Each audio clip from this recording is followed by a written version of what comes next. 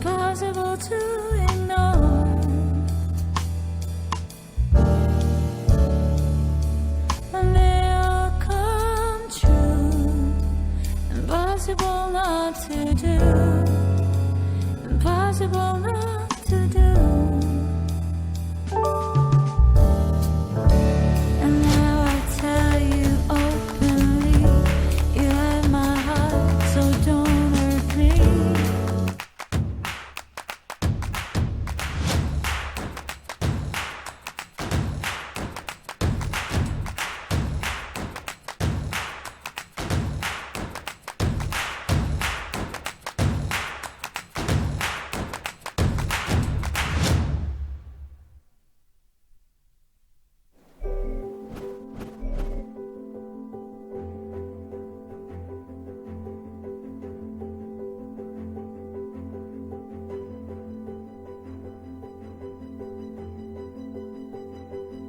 Alineados a nuestra estrategia 2050 de cero emisiones contaminantes, DHL Supply Chain México ha decidido incorporar nuestra flota de camionetas 100% eléctricas para soportar la distribución en Ciudad de México.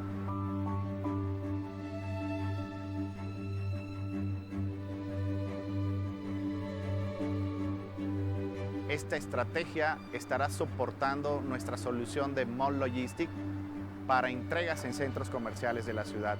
Muy pronto estarán viéndolas.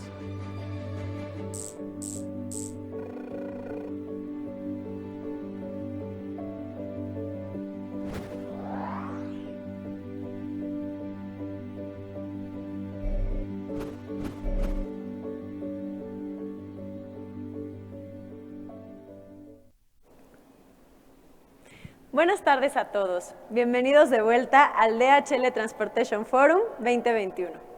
Mi nombre es Claudia Márquez y soy gerente senior del equipo de diseño de soluciones de DHL Supply Chain México. Me da mucho gusto recibirlos de vuelta para nuestra tercera sesión del día de hoy. Hasta ahora la agenda del día nos ha dejado con muchos aprendizajes e información relevante. No solo han sido los ponentes, los videos e inclusive las presentaciones, sino también las ricas discusiones que se han tenido. Por ello me gustaría recibir también a Sergio Morales, que también nos acompaña en esta sesión. Muchísimas gracias, Clau. Muchas gracias y buenas tardes a todos. Es un placer estar aquí con ustedes. Mi nombre es Sergio Morales y soy director de desarrollo de negocios de DHL Supply Chain. Para los que se van integrando, les comparto que el evento está siendo transmitido en 3 canales de audio: español, portugués e inglés. Seleccionen el audio haciendo clic en el botón del idioma de su preferencia que se encuentra en sus pantallas. Para nuestro siguiente panel abordaremos uno de los principales retos que enfrentamos, no solo como organización, sino también como sociedad: la sustentabilidad. El reto que presenta este tema es tan importante que en DHL lo hemos hecho parte de nuestra estrategia de negocios. Seguramente recordarán lo que nos platicaron Juan y Javier el día de ayer sobre la flota de vehículos eléctricos, acabamos de ver inclusive un video, ¿no? Y adicional el target que tenemos de que más del 85% de nuestros empleados deben de estar certificados como Go Green Specialists. Entendemos que somos parte de la solución y por ello estamos seguros que este panel nos dará algunos insights muy valiosos sobre cómo podemos hacer la transición hacia un transporte verde. Así es, Clau, muy importante. Es un tema muy relevante para nosotros y para todo el mundo en general. Así que permítanme presentarles a los participantes de este panel. En primer lugar, quiero darle la bienvenida a Luisa Sierra, asociada al Programa de Iniciativa Climática de México. Ella es responsable de coordinar la estrategia en materia de energía, tiene experiencia en medidas de mitigación de gases de efecto invernadero, políticas de planeación del sector eléctrico y transporte de carga, entre otros.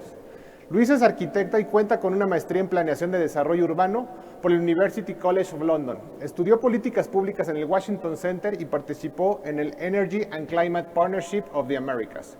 Durante sus estudios de posgrado, trabajó con comunidades Banco de Desarrollo, gobiernos locales y federales en Dar es Salaam, Tanzania, para negociar una compensación justa por los desalojos injustificados de las comunidades locales. Bienvenida, Luisa. Muchas gracias. Bienvenida, Luisa. Y tengo también el gusto de presentarles a Miguel Elizalde, presidente ejecutivo de la Asociación Nacional de Productores de Autobuses, Camiones y Tractocamiones. En este cargo ha participado como presidente de la Comisión de Transportes y la Confederación de Cámaras Industriales, la CONCAMIN, así como también en la mesa horizontal de transporte en el cuarto de junto de la renegociación del TEMEC. Miguel se tituló con el Instituto de Estudios Superiores de Monterrey como ingeniero industrial y se graduó como maestro en Administración Pública en la Universidad de Syracuse en Nueva York. Bienvenido, Miguel. Al contrario, gracias por la invitación. Bienvenido, Miguel. Y bueno, a continuación también me gustaría presentarles a Rodolfo Hernández. Rodolfo es responsable de las relaciones institucionales y sustentabilidad en Scania México y actualmente también funge como consejero en la ANPACT.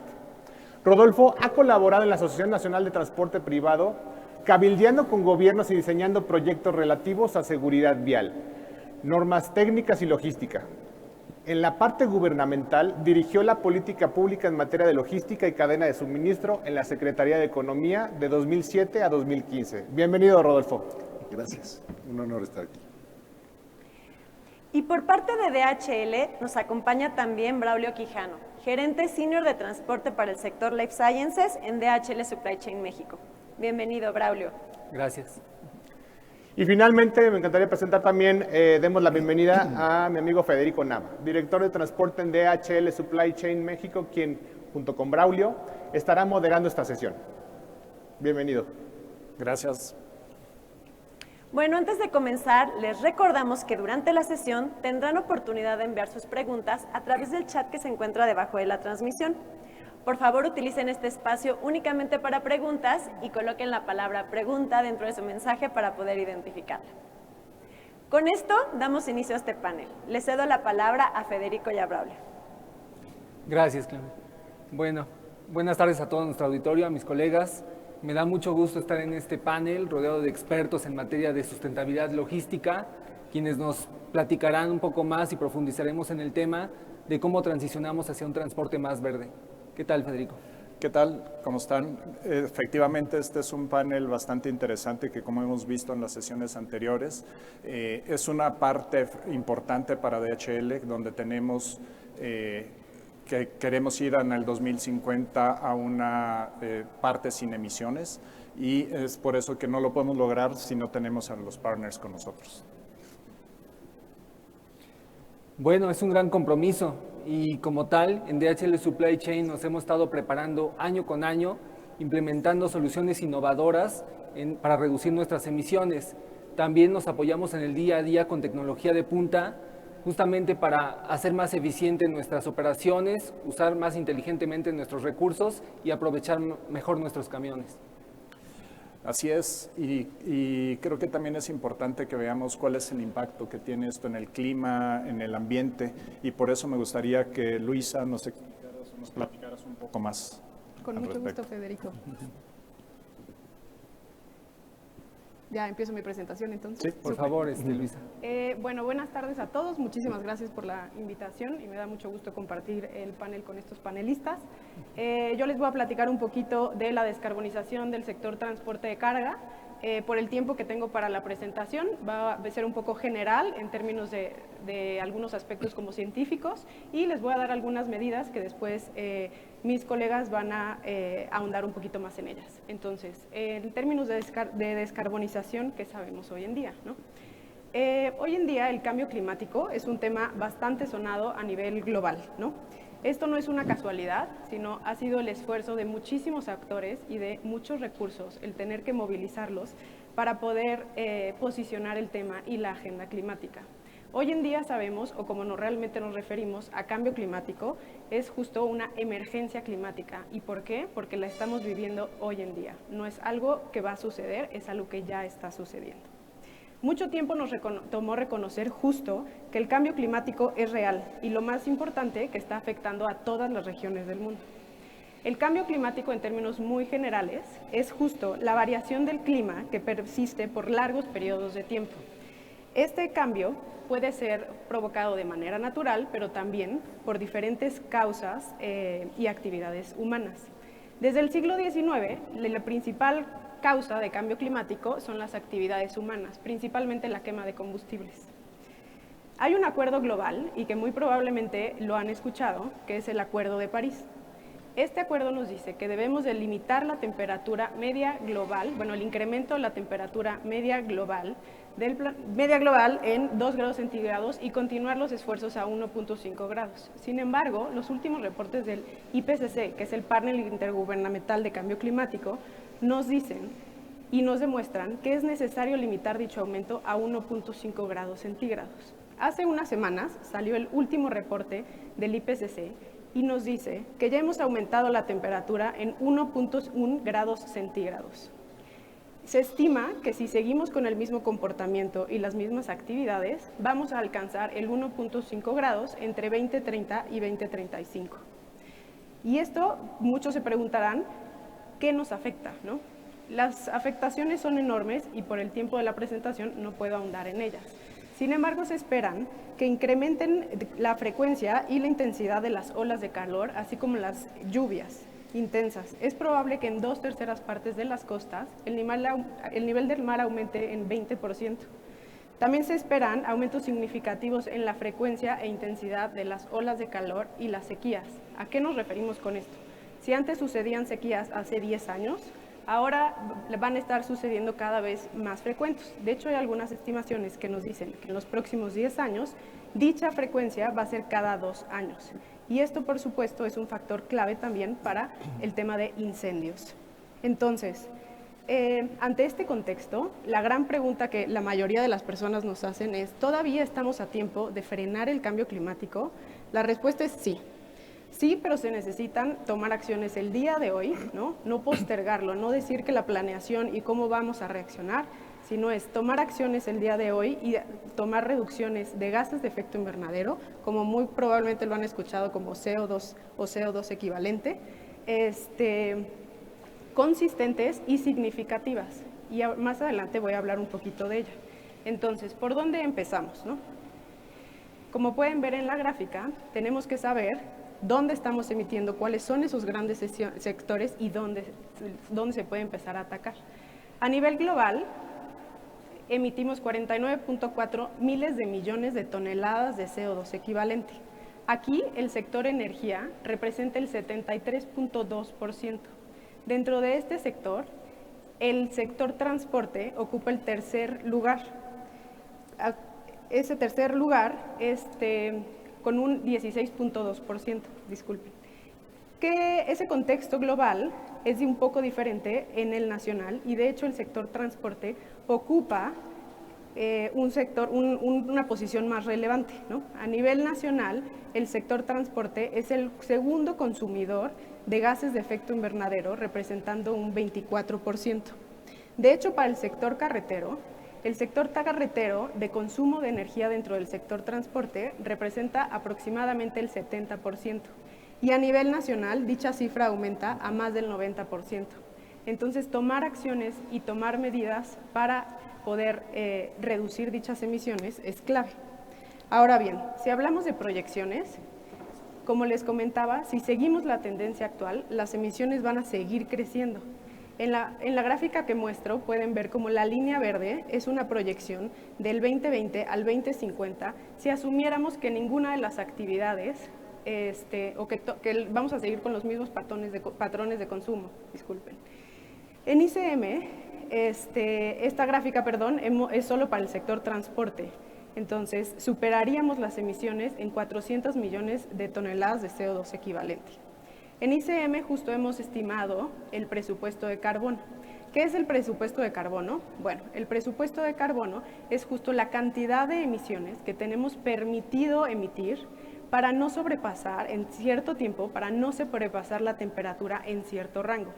¿A qué me refiero con esto? Es decir, si queremos limitar el aumento de temperatura en 1.5 grados y en 2 grados centígrados, solamente para el sector transporte y para el año 2050 tendríamos que reducir 81% y 92% de las emisiones para este sector. El reto es enorme y necesitamos, como ya lo he dicho mucho, actuar ahora, ¿no? Voy a decirles algunas soluciones para el sector transporte carretero y para el sector transporte de última milla y logística urbana. Estas soluciones, quiero hacer hincapié, que son soluciones que no vemos en un futuro lejano, son soluciones que ya podemos implementar hoy en día y por eso quise enfocarme en estas. Por supuesto que podríamos hablar de soluciones que son en un mediano o largo plazo, ¿no? Pero como estamos en una emergencia climática, consideré importante hacer hincapié en qué podemos hacer hoy en día. Entonces, para el autotransporte carretero, es importante, y esto en el contexto nacional, renovar la flota vehicular. En México tenemos una edad promedio de la flota vehicular de 19.75 años. Esto es muy por encima de los valores de otros países de la OCDE. Entonces, crear un programa de renovación de flota y de chatarrización es clave no solo en términos de emisiones, sino en calidad del aire. Del total de las empresas de carga, el 80.7 se clasifican como hombre camión y concentran el 24% de la flota, mientras que el 1% de las empresas se cataloga como gran transportista y posee el 30% del parque vehicular.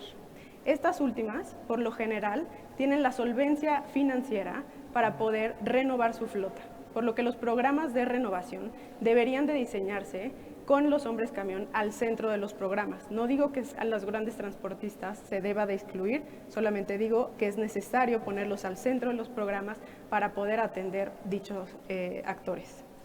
Otra manera de reducir emisiones es justo el cambio modal. ¿Y al cambio modal a qué me refiero? Es justo el cambiar en la manera en que movemos las mercancías, ¿no? Y la carga. Entonces, en México, el 55% de las toneladas transportadas se movieron a través de autotransporte de carga. Estos son valores para 2019. Tan solo el 12.8% se movió por ferrocarril.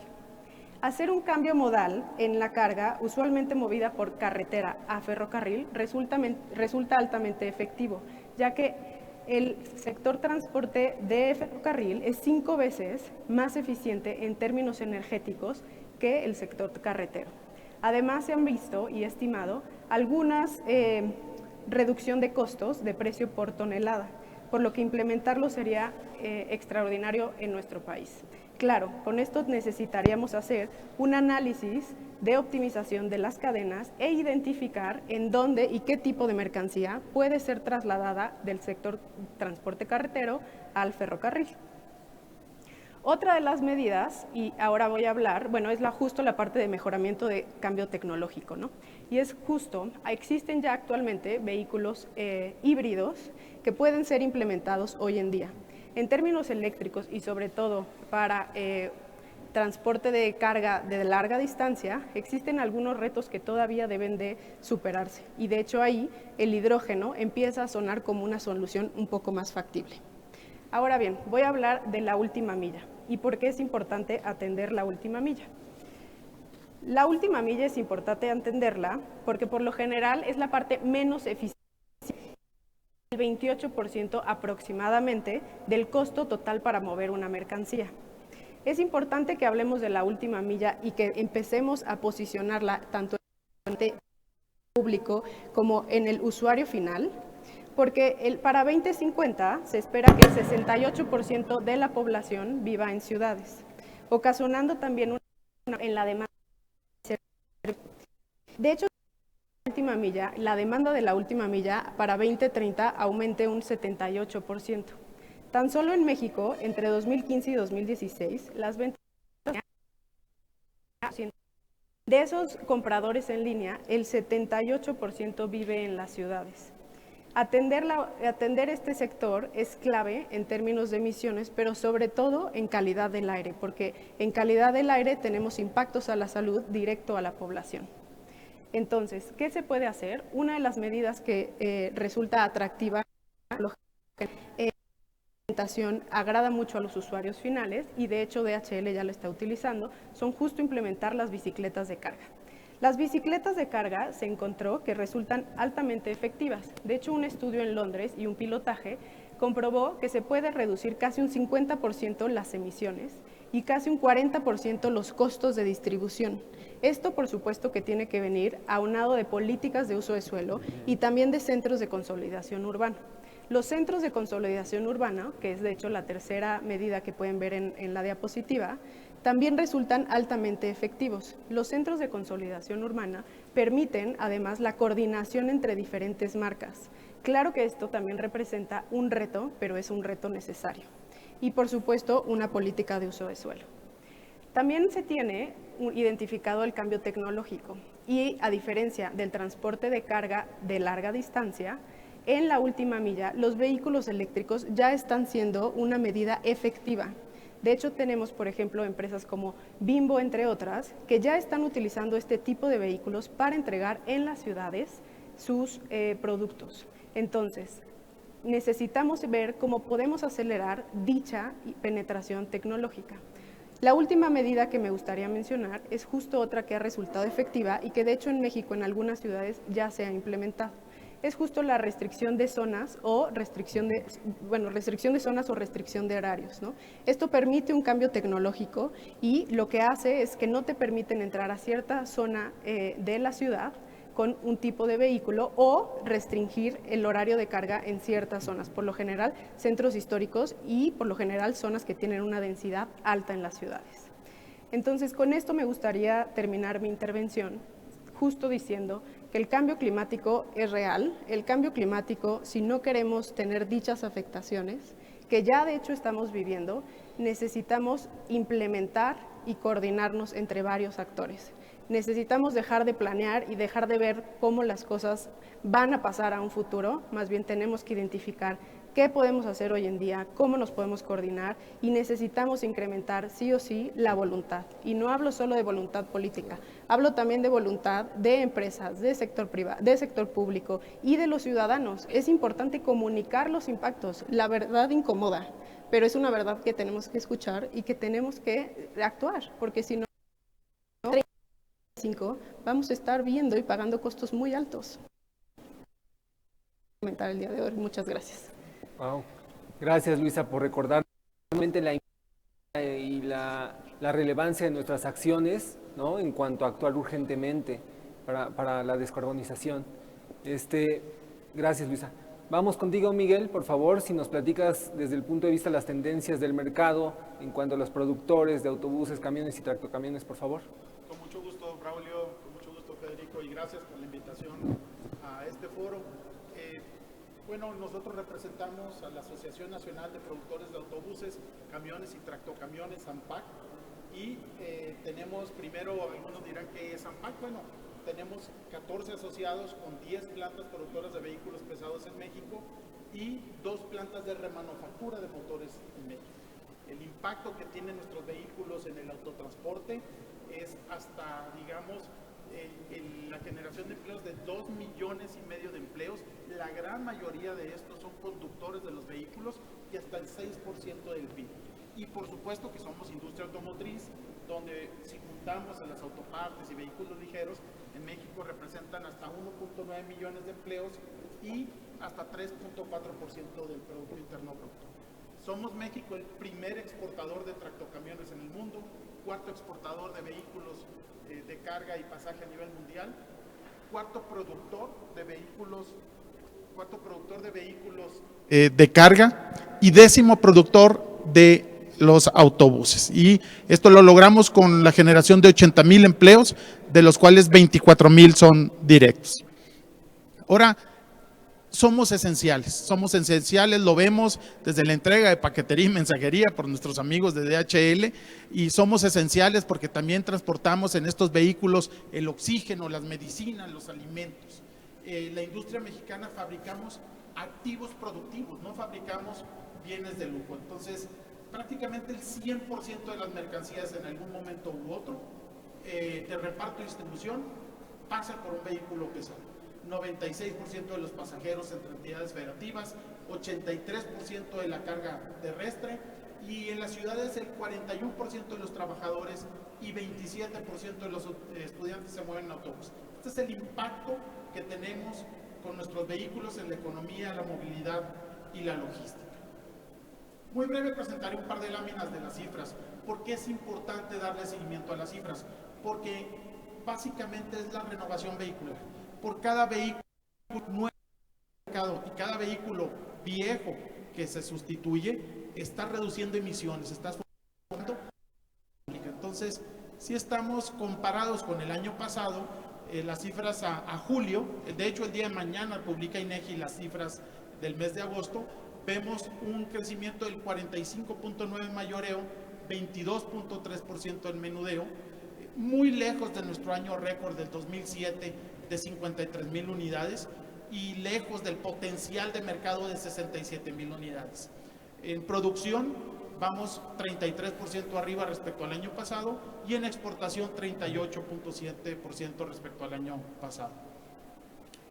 Ahora ya son de la renovación vehicular en México. Vemos la línea azul en el año 2020 como tuvimos una caída en el mes de abril y mayo, prácticamente no éramos considerados esenciales y pararon la mayoría de nuestras plantas. Entonces, ¿qué sucedió? Que la pandemia también afectó la renovación vehicular.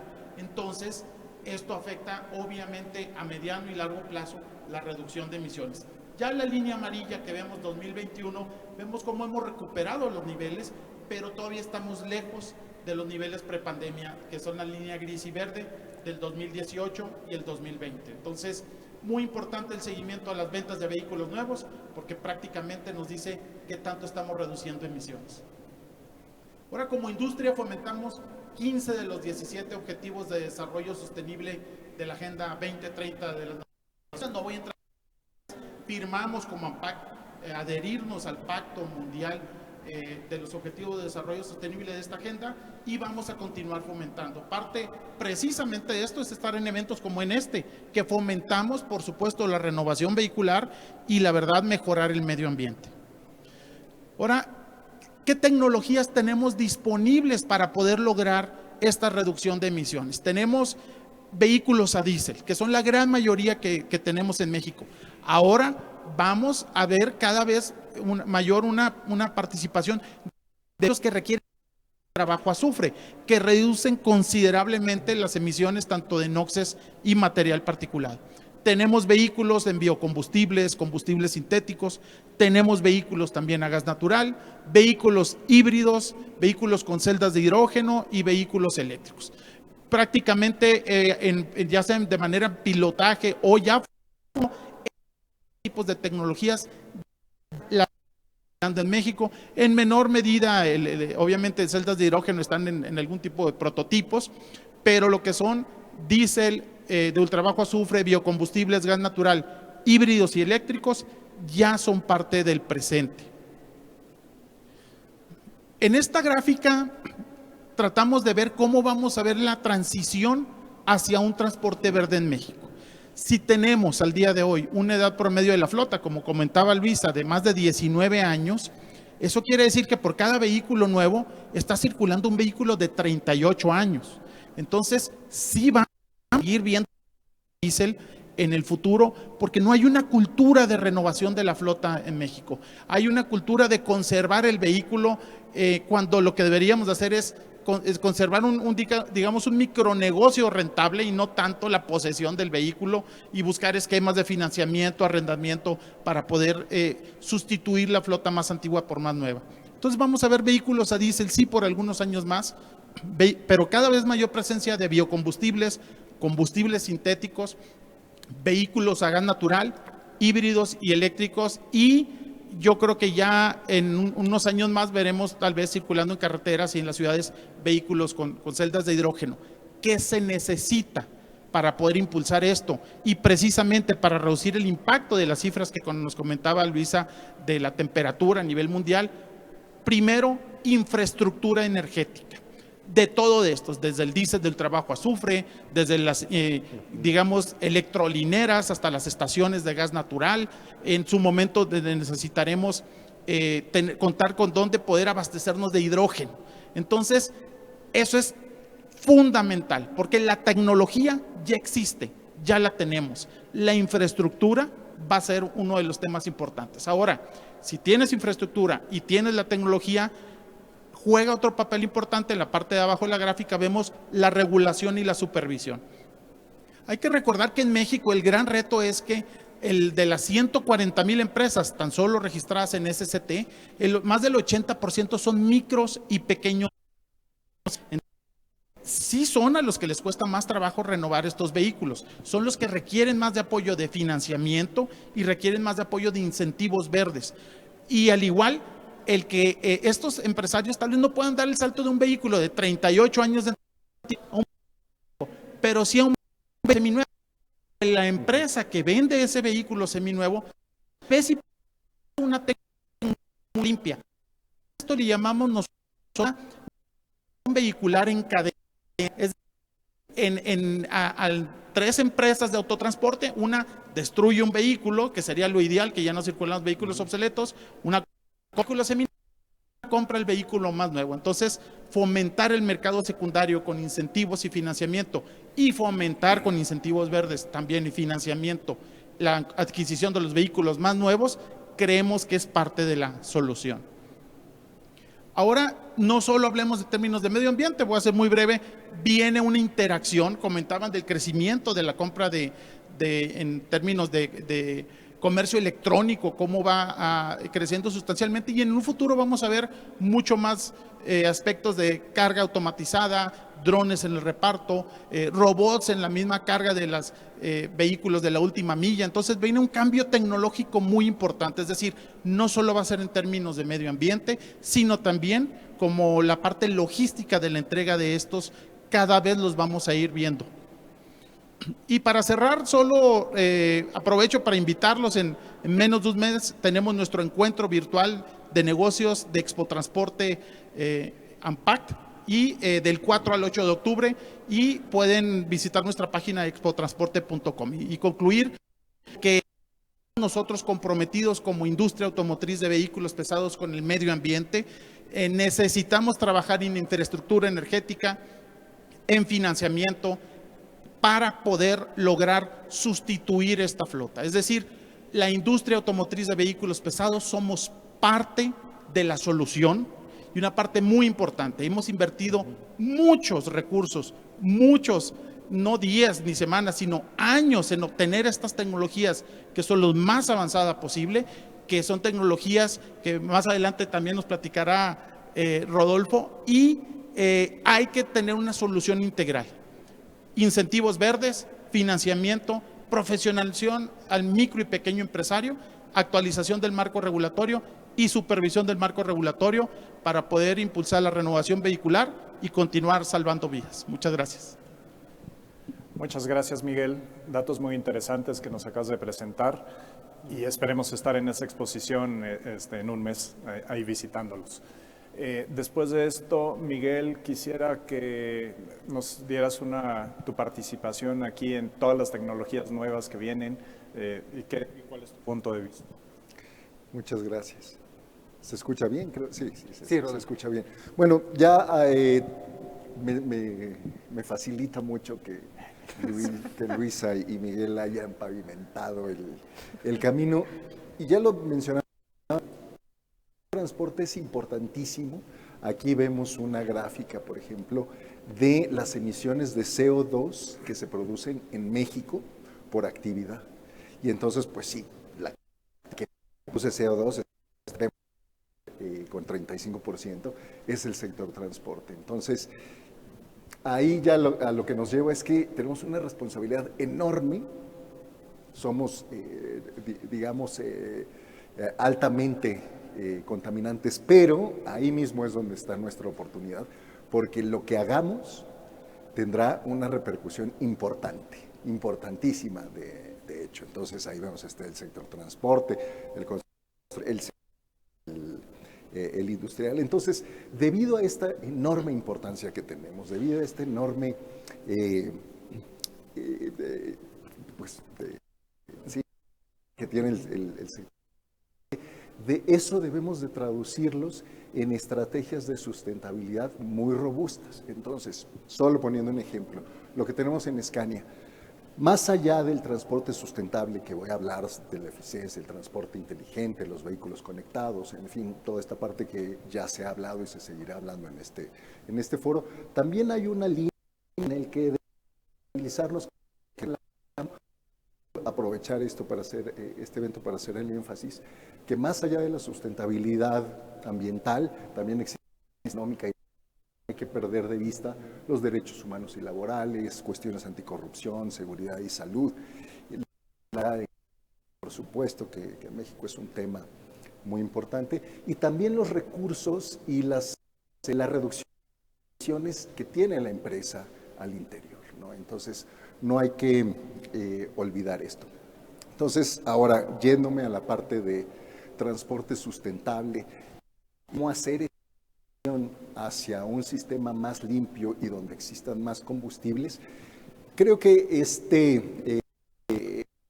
siendo muy necesario este ecosistema que ejemplifico aquí, en donde ya tiene que haber una interacción entre el armador, en este caso obviamente Scania, el usuario del transporte, o sea, quien contrata esos servicios, la compañía que va a proveer los vehículos, y entra aquí un jugador sumamente importante para los alternos, que es el que provee la infraestructura y la energía. Hablamos gas natural.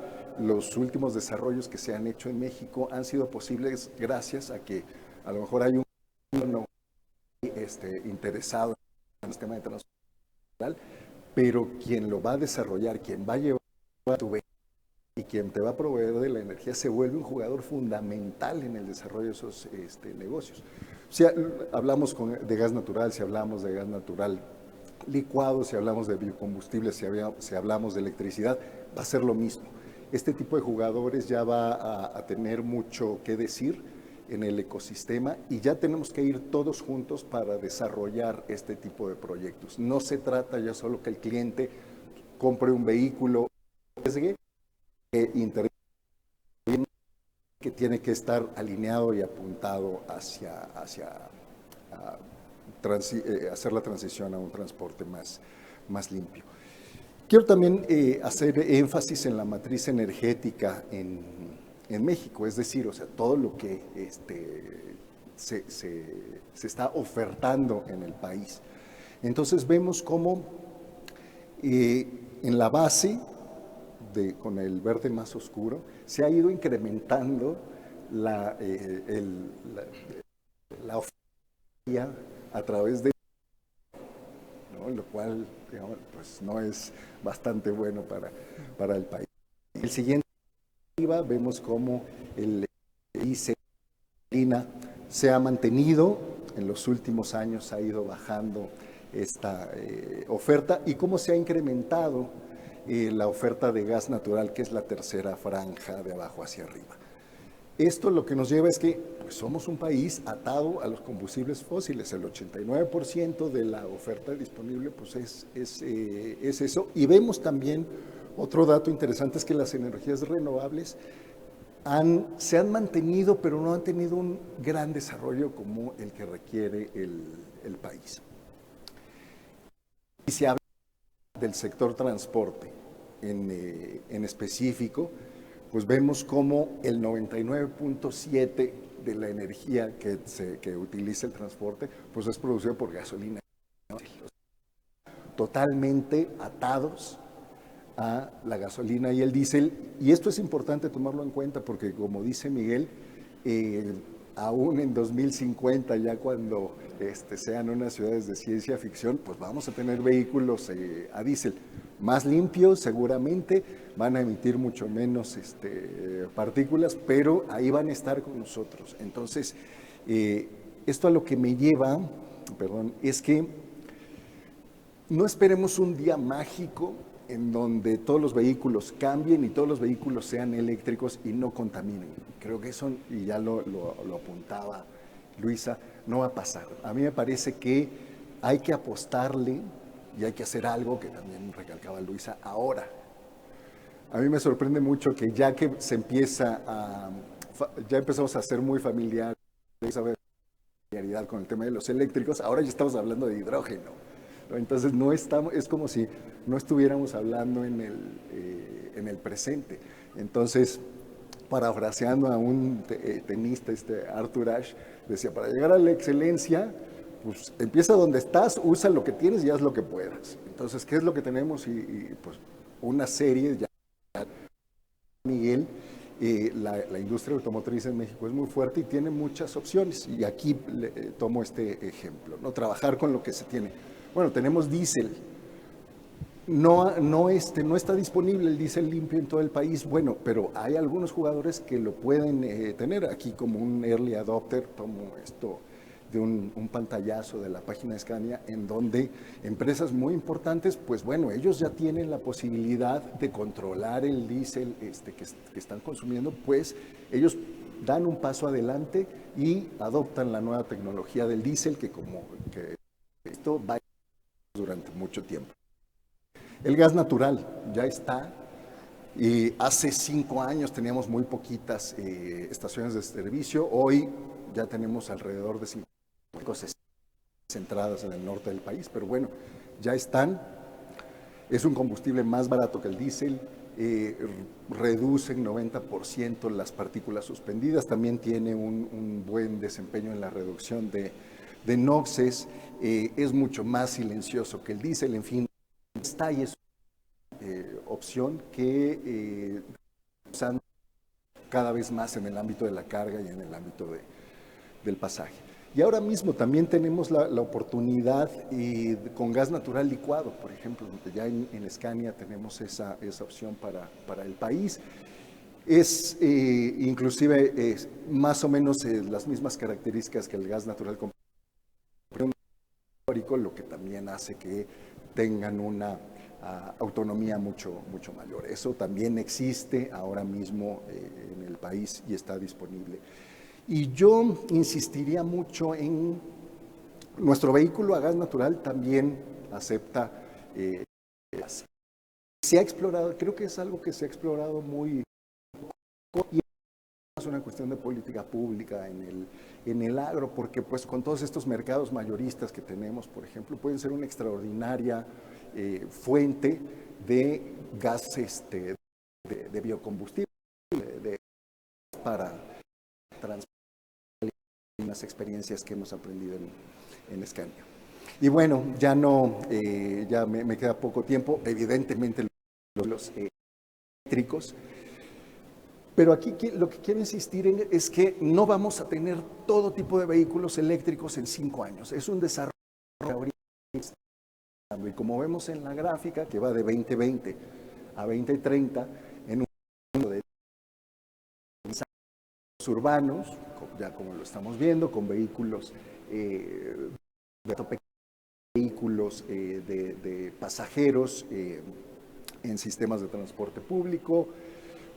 Conforme se vayan desarrollando las baterías y de la infraestructura, vamos a dar paso a vehículos con una mayor autonomía, que puedan cargar más pasajeros, un poquito más de carga.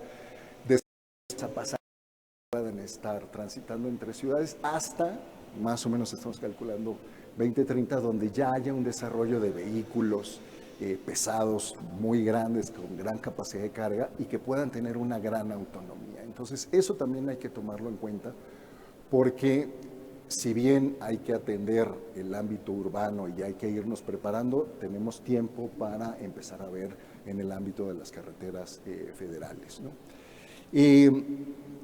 Y pues va a ser una cuestión de tiempo. Todavía hay problemas que resolver, las autonomías, las grandes inversiones, pero en un 10 años una gran sorpresa. Ahí por ahí también nosotros vamos a tener una buena noticia en México con el ámbito de los eléctricos. Y antes de acabar, un dato. La gran cantidad, el 9% de la energía eléctrica que se produce en el país es a base de carbón, diésel o gas natural, es decir, fuentes fósiles. No hay que perderlo de vista.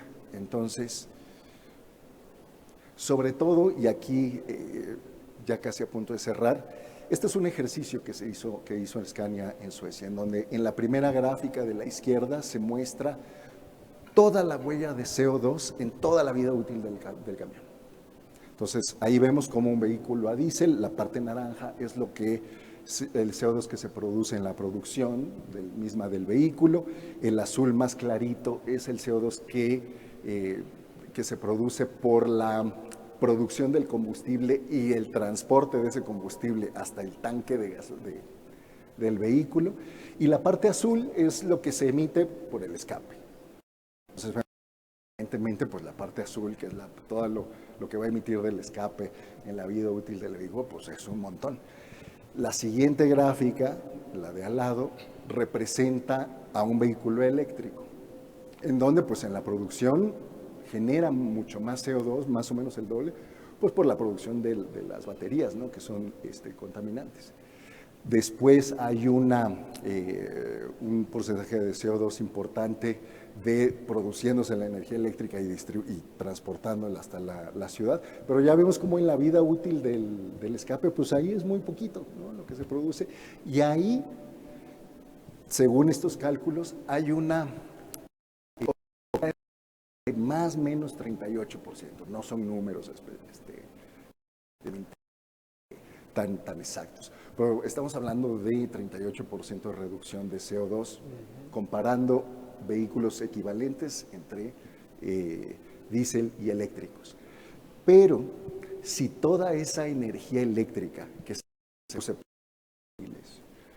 se produjera, por ejemplo, se hace el ejercicio por energía eléctrica, hablando de un gap de 86%, ¿no? En donde ahí la oportunidad es enorme. Y ahí el punto es, pues sí, tenemos que trabajar armadoras, tenemos que trabajar clientes, pero también en fin, porque ese gran esfuerzo para llegar a ese 86% implica que toda la industria, estemos alineados. Y finalmente, ya para cerrar, perdón por extenderme, en Scania hace 2 firmamos del Science Based Target, que es una iniciativa en donde tú como empresa dices, quiero reducir CO2, ok, me inscribo, y con metodologías basadas en ciencia me ayudan a saber cuánto CO2 puedo bajar dependiendo de mis operaciones. Y es un compromiso que firmas, ¿no? Que tú mismo te impones, pero a final de cuentas creo que eso es importante. Y solo mencionar, Scania se comprometió a que el 20% de las emisiones que generan los vehículos que vamos a vender de aquí a 2025 las emisiones se van a reducir en 20%. Y rápidamente, creo que es importante diversificar la matriz energética, diversificar los combustibles en diferentes segmentos, o sea, en urbano utilizar algunos, en la utilizar otros. Los vehículos a diésel estarán con nosotros un buen tiempo. En la electrificación hay un potencial enorme, pero no hay que perder de vista cómo se está produciendo esa energía eléctrica y finalmente hay que comprometerse. Creo que de todas las empresas, desde la más pequeña a la más grande, podemos hacer un ejercicio de ver cuánto emitimos y cuánto podemos reducir esas emisiones. Y ya, muchísimas gracias Gracias, por esta Rodolfo. oportunidad. Muchas gracias. Igualmente, Miguel, Luisa, muchas gracias. Me encantaron sus ponencias, sobre todo que muestran la necesidad de multiplicar nuestras acciones para reducir la huella climática. Gracias por la intervención. ¿Qué opinas, Federico? No, estuvo muy interesante y lo que yo decía al principio, no lo podemos hacer solos, tenemos que estar todos juntos en esto. Gracias por la información que se compaginó sin querer, pero estuvo muy bien. Y creo que tenemos algunas preguntas para cerrar esto, ¿no? Ya hay preguntas de la audiencia.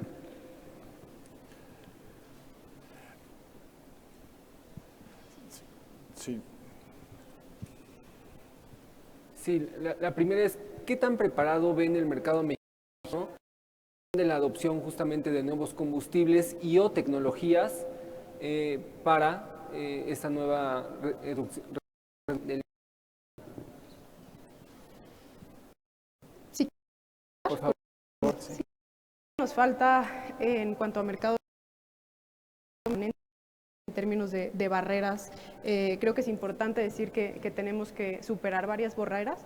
Cuando hablamos de transiciones, ¿no? Y a mí me gusta mucho la teoría de transiciones, justo algo clave es cómo planeamos, ¿no? Y entonces creo que algo que nos está faltando a nivel nacional es justo una planeación estratégica y multisectorial, justo que permita la coordinación entre diversos actores. Para hablar de transiciones y dentro de esa componente de planeación, creo que algo clave para poder transitar a tema, identificar qué tecnología y la mejor apuesta de manera, ¿no?, evaluarlas con multifactor, ¿no? O sea, no solo en ambientales, sino en económicos, en sociales, etcétera. Entonces, el poder identificar qué tecnologías se deben de apoyar, ¿no?, para aumentar la penetración en el régimen, creo que es algo clave. ¿Por qué? Porque una vez que una tecnología, y hablamos como de un nicho, ¿no?, o sea, cuando hay tecnologías a nivel nicho que todavía no están desarrolladas, bueno, para que permeen al régimen, ¿no?, al sistema actual, una vez que permean a ese régimen, permanecen un periodo largo de tiempo, y lo estamos viendo con las tecnologías de combustibles fósiles que hoy tenemos, ¿no? Entonces es clave el poder planear, y eso creo que nos está faltando. Eso es una barrera y creo que no estamos preparados en ese sentido. Y otra apuesta que creo que diría es la parte de invertir en ciencia y tecnología. Creo que nos estamos quedando como muy rezagados, y también lo mismo, ¿no? O sea, para innovaciones, para transición, creo que es clave el decir, tienes de dos sopas, ¿no? O sea, o estás adelante de la ola o estás atrás, y cuando llegue la ola, pues te va a revolcar. Digo, perdón por la expresión, pero es como comúnmente lo puedes platicar o poner un ejemplo, ¿no? Entonces, necesitamos invertir en innovación, necesitamos invertir en ciencia, en tecnología, y desarrollar diferentes esquemas para traerlos en un contexto mexicano.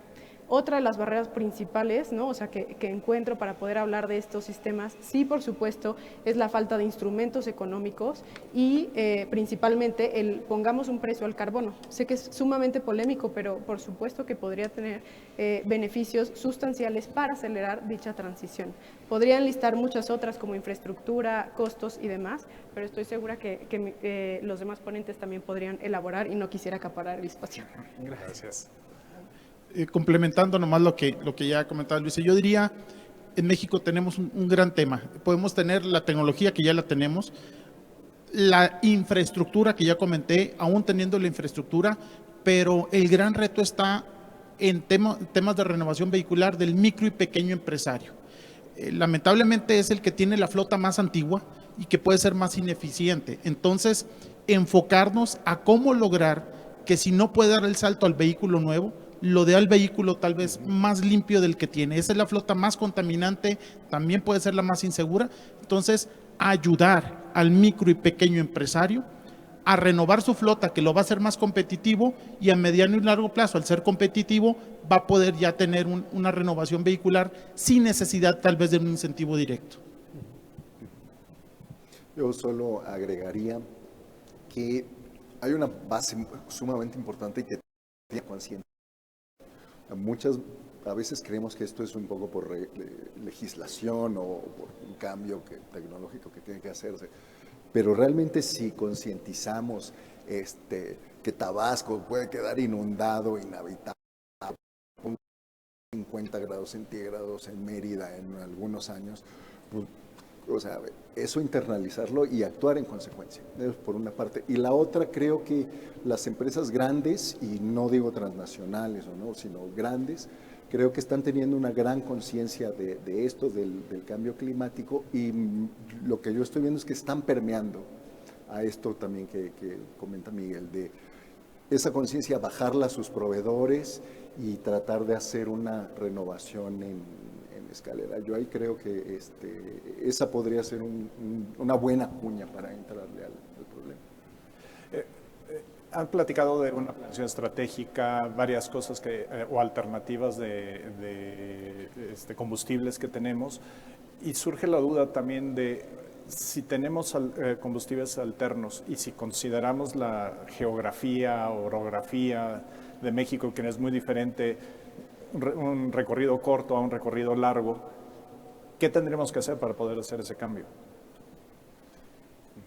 Bueno, voy a repetir un poco lo que comenté ahorita, es la infraestructura es indispensable. Es decir, tal vez hace 10, 15 años, si tú querías tener un vehículo con gas natural, tal vez la potencia del motor no era suficiente, pero ya se ha avanzado tanto en la tecnología que ya la potencia te da suficiente como para subir las pendientes que se tienen aquí en las cumbres de Maltrata y otras. O el tema de combustión, tal vez antes no se tomaba en cuenta la altura como en la Ciudad de México, pero ya se tienen los vehículos y el tema no creo que la limitante vaya a ser en cierta manera la tecnología, que sea la altura, que se cuente verdaderamente con estaciones en un futuro de diésel de ultrabajo sufre en todo el país, de gas natural en todo el país, y en un futuro no muy lejano también de hidrógeno en todo el país, y creo que y obviamente electrolineras, creo que el infraestructura debe ser fundamental para llegar a eso. Creo que yo complementaría, ¿no? O sea, y un poquito cambiando desde la otra parte, ¿no? O sea, desde el usuario final. Creo que es algo que no platicamos mucho, pero para que también suceda y para acelerar la transición, creo que sería clave el crear la demanda, ¿no? Y cómo creamos esa demanda. Ahí sí la responsabilidad del usuario final de exigir o preferir, ¿no? Empresas que están apostándole a esas tecnologías, que en sus entregas están teniendo sistemas o compromisos de bajas emisiones. Entonces creo que la responsabilidad de ese usuario debe de comunicarse y debe de asumirse como responsable, no exigir, pero más bien empezar a preferir, y así la demanda se anda. Y el otro lado de la cadena, no va a quedar de otra más que apostarle, si no te vas a ir quedando o perdiendo usuarios. Creo que eso es clave que me gustaría complementar. Ustedes serían, están diciendo, es más hacia tener la infraestructura completa y no afectaría lo que sería la cultura mexicana de, así lo llevo trabajando mi camión de hace años, no tengo por qué cambiarlo. Yo sí he percibido que aún el sector del transporte, luego, como ya lo apuntaba Miguel, tiende a ser como muy tradicional, ¿no? De quedarte con el tracto del abuelo, una cosa así.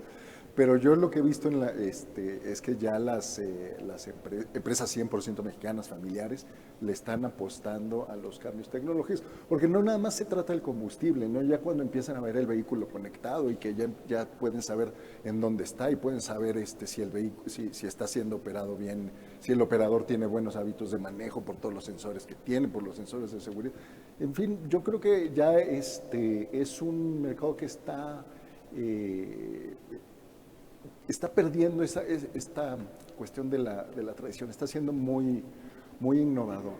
Y yo también agregaría que si pretendemos subir las cumbres de Maltrata con eléctrico ahorita, pues no va a dar, pero sí con gas natural comprimido, licuado, con diésel, por supuesto,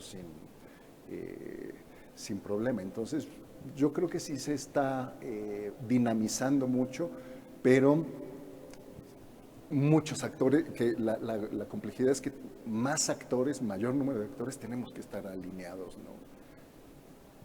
Yo complementaría también, por eso ponía una de las láminas, que vamos a tener una gama de tecnologías, es decir, no todo el país va a ser eléctrico, no todo va a ser hidrógeno, no todo va a ser diésel, no todo va a ser gas natural y así. Entonces,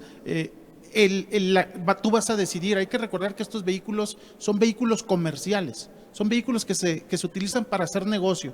Entonces, si tu vehículo no es, pues va a ir el negocio a otro lugar y el negocio tiene que ser competitivo a los usuarios, obviamente a la demanda de los usuarios, pero si no es competitivo en su consumo de combustible y operación, pues se va a buscar la tecnología más apropiada, tal vez para subir las cumbres de Maltrata, que usamos ejemplo, o para estar en el centro de la República, o para circular en el desierto, o al nivel del mar. Entonces, cada ruta va a ser diferente y creo que se va a tener que ubicar la tecnología más adecuada, inclusive, que sea más competitiva para cada una de las rutas del país. De acuerdo. Y a manera de nos queda poco tiempo. Creo que, como ya bien indicaron, ya están ahí, hay elementos, es nuestra responsabilidad realmente utilizarlos e implementarlos. En DHL Supply Chain seguimos orgullosos de nuestros socios de negocio, tanto clientes como líneas transportistas, que están altamente comprometidos con este tema de sustentabilidad y seguiremos trabajando en ese sentido. Federico. No, excelente. Creo que fue un panel muy interesante y una vez más creo que el lema que tenemos nosotros en DHL, que juntos somos imparables, aquí se demuestra, ¿no? Totalmente. Pues excelente, muchas gracias.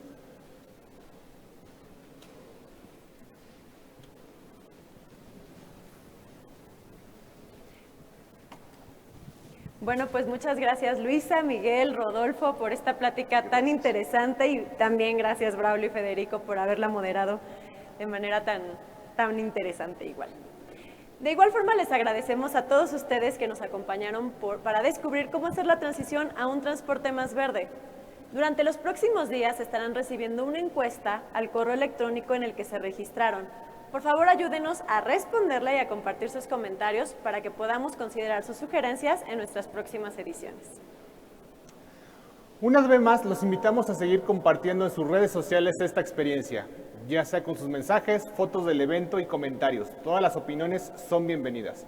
Les recordamos que agreguen el hashtag DHLTF2021 en sus publicaciones para que podamos seguir todas las conversaciones y compartirlas también con nuestra red en todo el mundo.